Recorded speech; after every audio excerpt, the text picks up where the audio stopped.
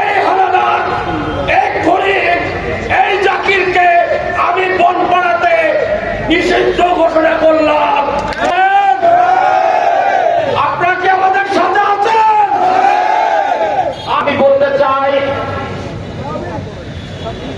কি দোষ ছিল আমার প্রিয় নেতা, কি দোষ ছিল আমার এই গোড়াইল গ্রামবাসীর আস্থার আলো, কি দোষ ছিল এই শহীদ সারাউল্লাহর বাবু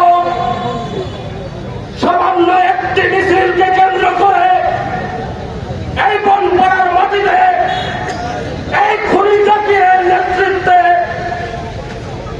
এই বনপাড়ার রাজপথ রক্তে রঞ্জিত করেছে। বড়াই গ্রামবাসীর ভাগ্যকে নষ্ট করেছে। এই বড়াই গ্রামবাসীর পক্ষ থেকে, বনপাড়াবাসীর পক্ষ থেকে আমি একটি কথা দত্তভাবে আহ্বান করতে চাই। আমি আগামী দিনে 5ই অক্টোবরের দিন থেকে আমি আমার জীবনকে উৎসর্গ করে এই হানাদার এক ঘড়ি এই জাকিরকে আমি বনপাড়াতে নিষিদ্ধ ঘোষণা করলাম।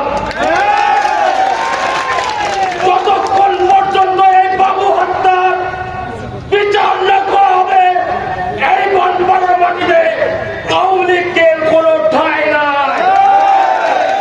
আপনারা আমাদের সাথে আছেন কিনা বলেন?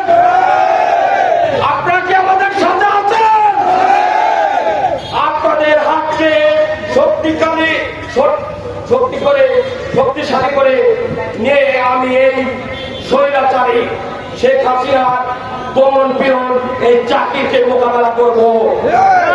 সেখানে বলো হুঙ্কার দিয়ে বলে দিতে চাই, আর বনপাড়ার মাটি তোমার জন্য হারাম। এই বলে আমি আমার সংক্ষিপ্ত বক্তব্য শেষ করছি।